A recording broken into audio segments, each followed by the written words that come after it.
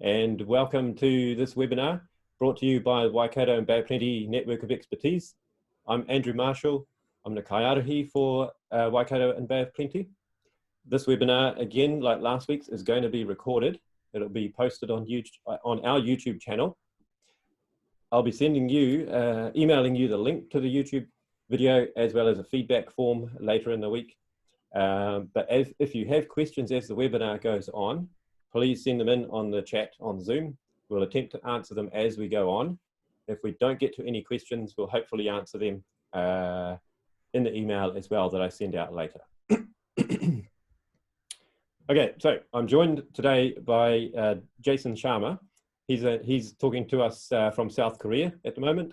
Jason and I have been teaching maths and stats at Rototuna Senior High for the last 3 years since the school started.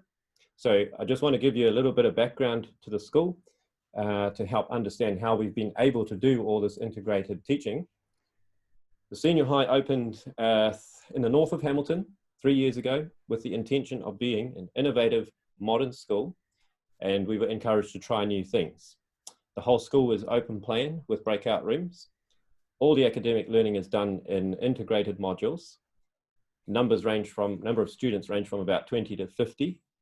All of the modules do have 2 teachers, one from each subject that are integrated, and the lessons are held in 90-minute blocks.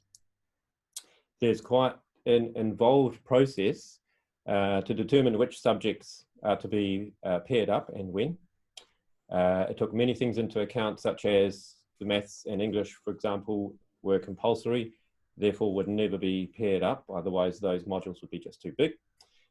Teacher experience was also taken into account, the spread of subjects, genuine pairing of subjects as well, and the progressions of subjects had to be taken into account. So Jason and I are going to spend this afternoon just giving you a few examples of what we've done in integrating maths, and we will hopefully continue this at our conference at the end of the year, because this is really just a snapshot. Okay, so I'm just going to hand over to Jason and make him the host at this stage. So Jason, just keep an eye in case anybody else arrives, and I'll hand over to you.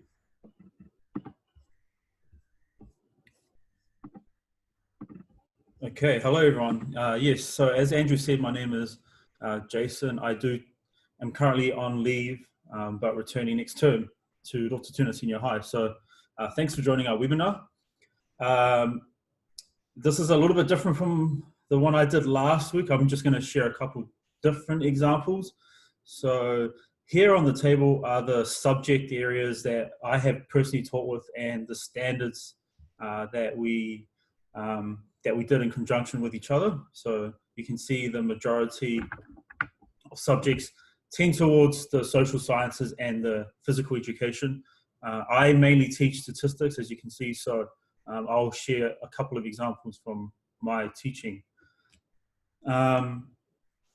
Just to note that not all assessments, I think when we talk about integration of subject areas, it doesn't necessarily mean that the assessments were integrated always. Sometimes they were linked, sometimes they were separate, but the modules themselves were integrated as a unit.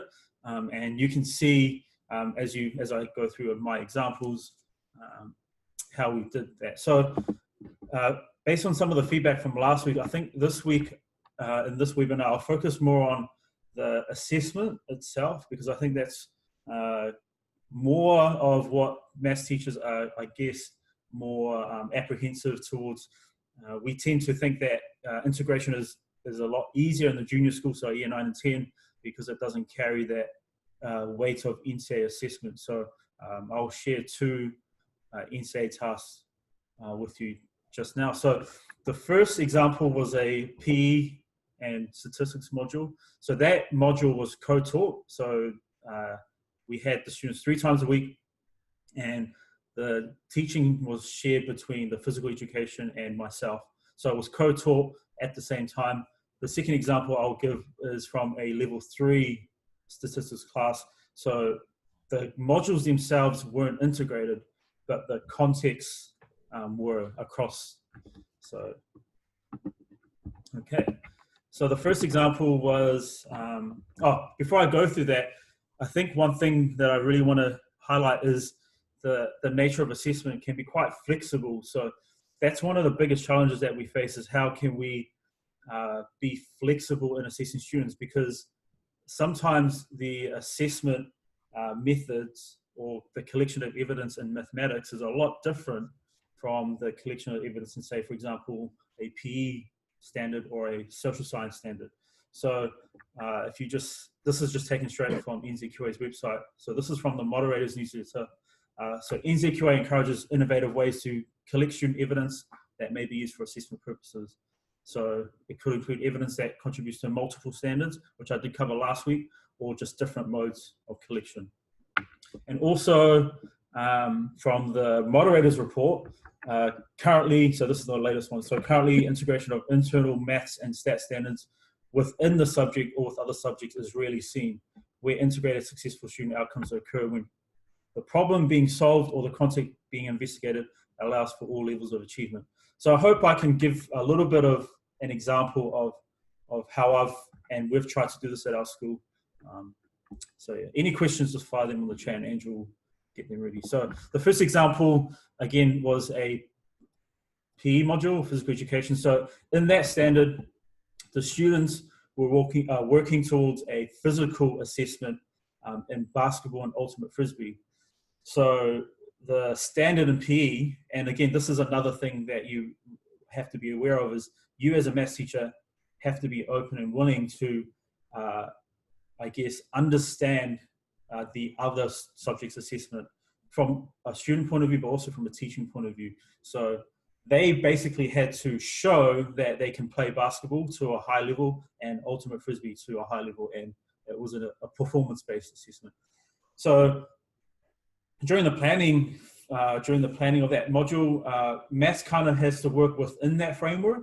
So as I said in my previous webinar, you've got the leech and the host. So the host in this case was a PE, because that provides the authentic context for the students.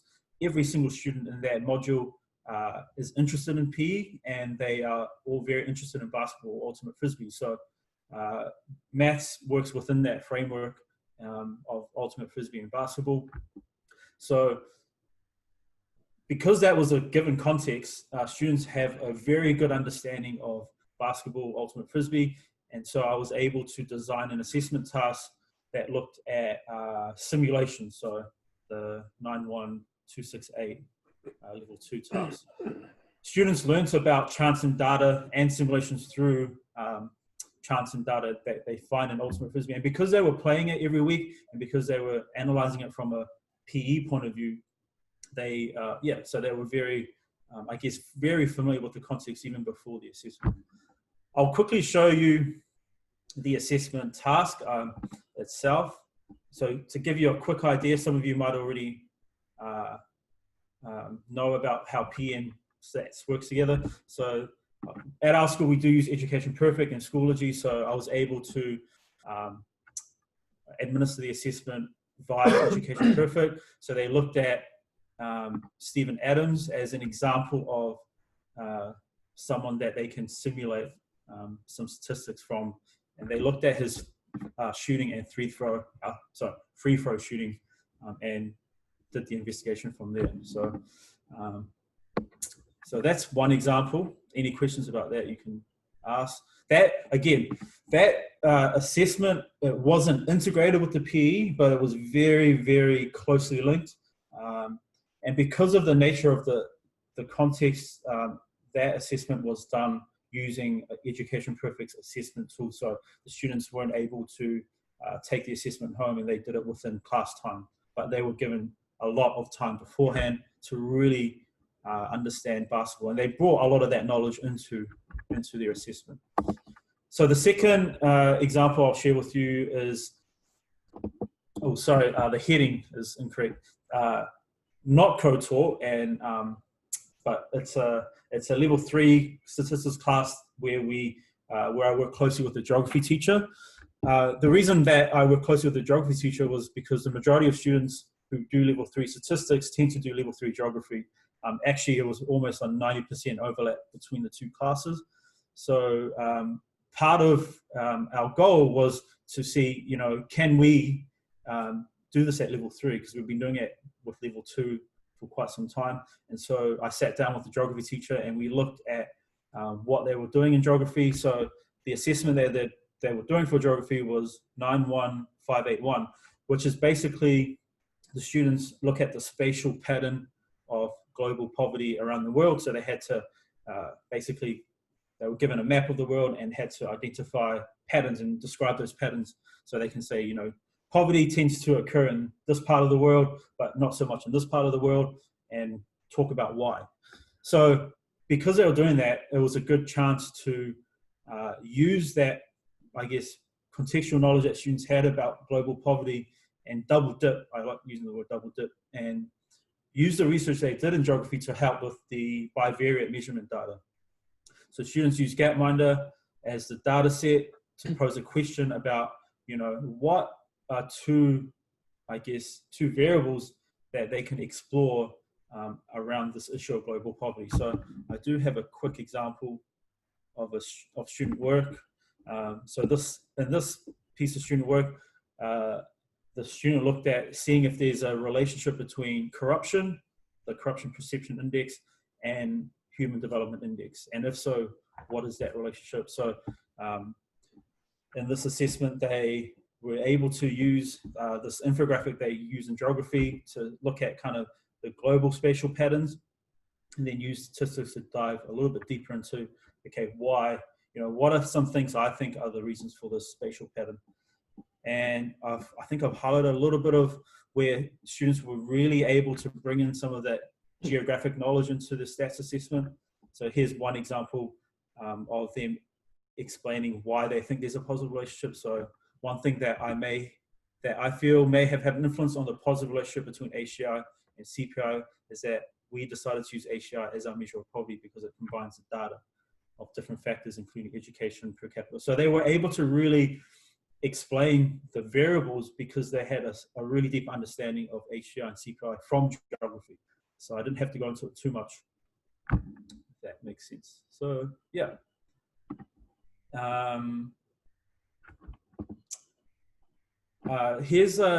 This is something I did look at before issuing the assessment. It's one of the latest clarifications around 91581. So the assessment requires multiple sessions. It requires multiple sessions to allow time for students to research the context and develop a purpose. So that purpose was essentially developed in geography, and the research was done in geography, and it was refined. And so I was able to say, you can take that knowledge, here's how you can apply statistics to it to come up with a really good investigation. Students need to have knowledge about the context and statements that are made need to be related to the context. So when we talk about statistics, we often talk about the fact that they need contextual knowledge and statistical insight. So all stats interns require contextual knowledge, and that I found by, I guess, bringing the two, geography and stats, together, students have a deep contextual knowledge and were able to apply that throughout their tasks. Just a couple of things that I thought about since last week. I think one of the things that works really well, I guess, so this kind of 3 tips that I've kind of learned, is that you have to really make the connections between the assessment real and meaningful. So it's very hard for students to really engage if they don't see why are we engaging with another subject. So for example, if I was to do an integrated module with a subject that has no relationship to statistics at all, the students will be wondering what's the point of integrating these subjects together. So the students can really see when 2 subjects work well. It doesn't always work, but it works better when they do. Start with standards. If you're thinking about integrating for the first time, I recommend starting with standards that you're comfortable with, that you have a deeper understanding of. I like to always go back to inference because that's a standard that I'm really comfortable with, that I've taught a lot, and I can kind of use that quite comfortably. And the third point was that learning can be integrated but assessments don't always have to be. I guess integrated assessments are the ideal, having one piece of work that ticks off both subjects, but in reality, sometimes the learning can be integrated so they can learn in a genuine, authentic, contextual context, but sometimes the assessment needs to be done separately. So for example, in the P module I shared with you, it was literally a performance-based assessment for P where they just ticked. And so that couldn't be integrated in terms of assessment. Yeah, so that's my part. Here are my details. If you want to contact me, there's a lot more that I can share. So if you wanted to follow up with some questions or know more about my experience, feel free to email me at any time. So I'll hand it over to you, Andrew. Thanks for that, Jason.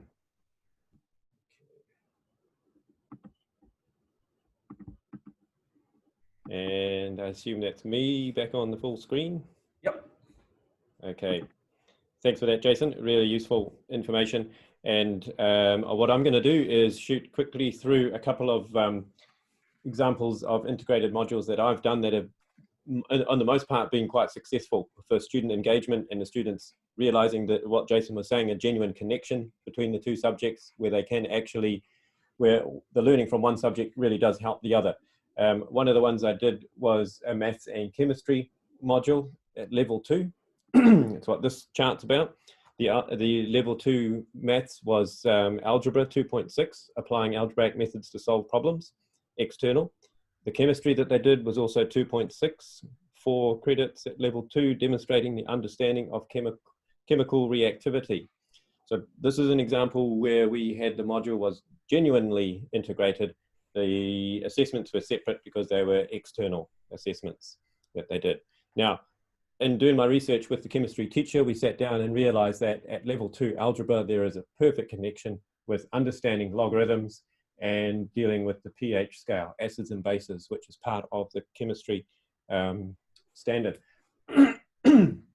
So I presented this sort of thing to the students at the beginning, regardless of whether they had any understanding of negative powers, decimals, logarithms at all. I just said to them,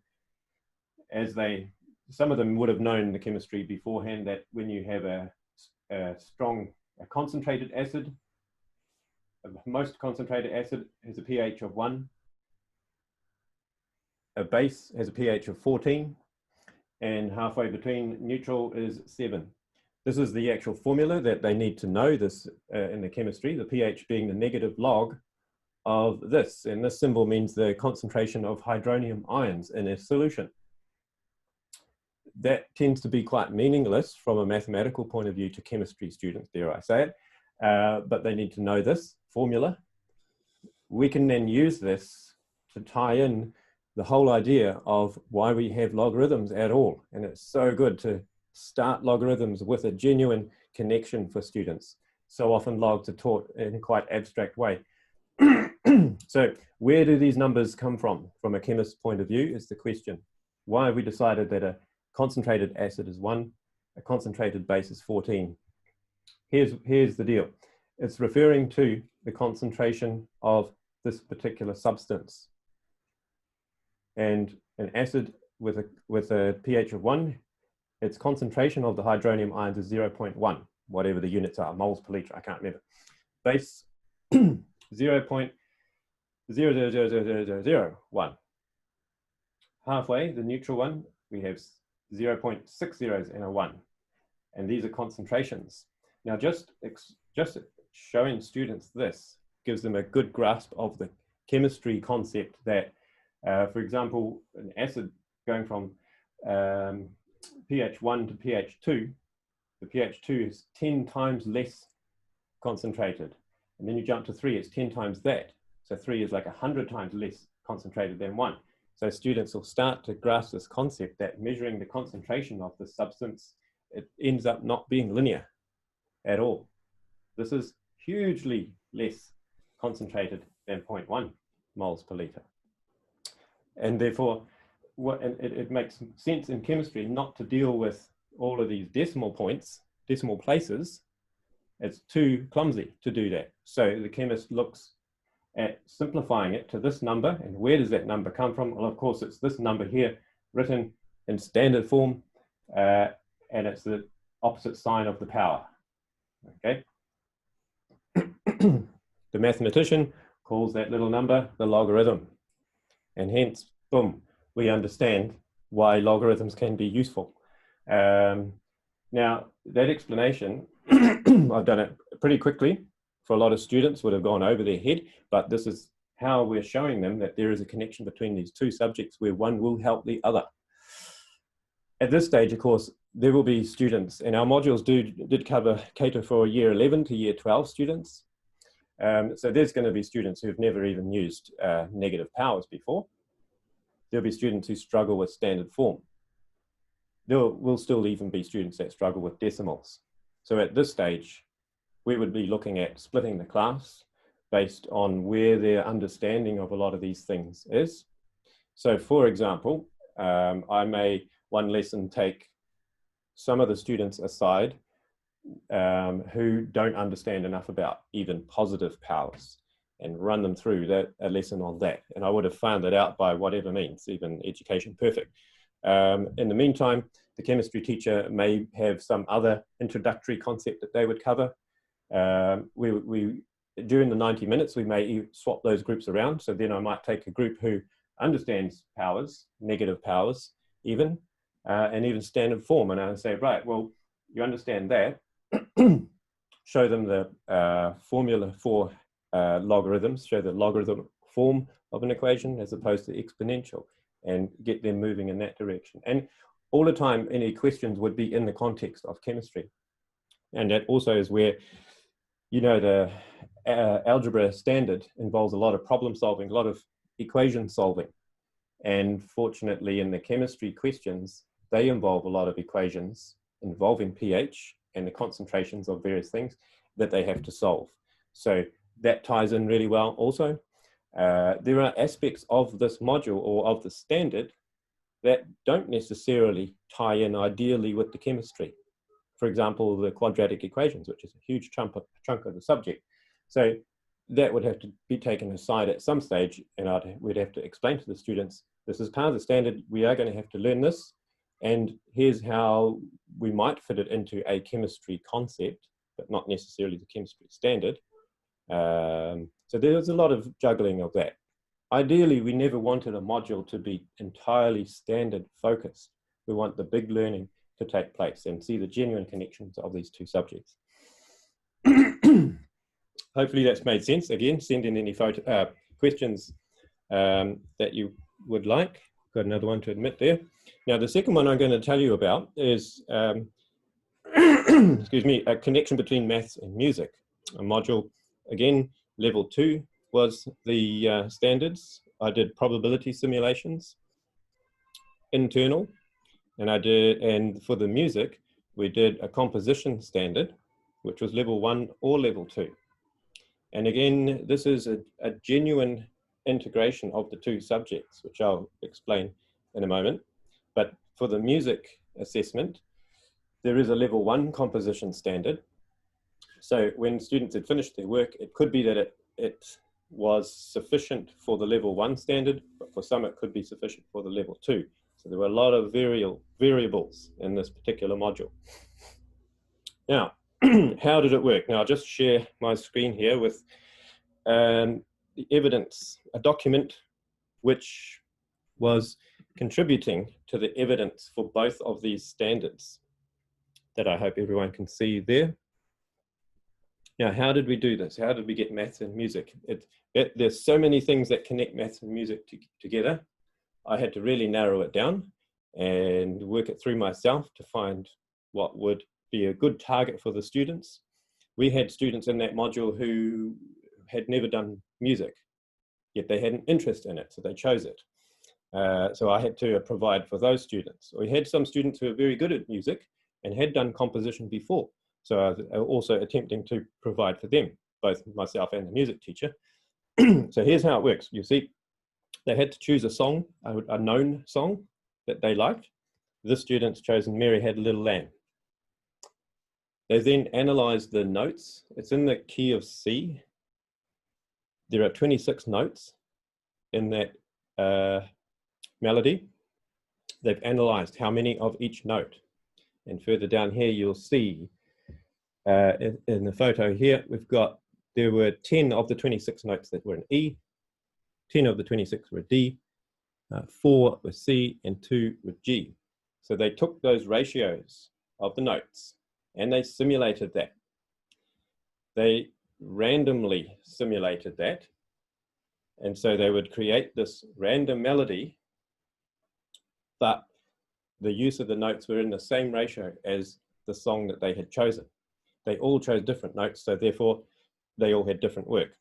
We used a software called Soundtrap, which is excellent because it displays the notes visually, the pitch of the note, as well as the length that the note plays for.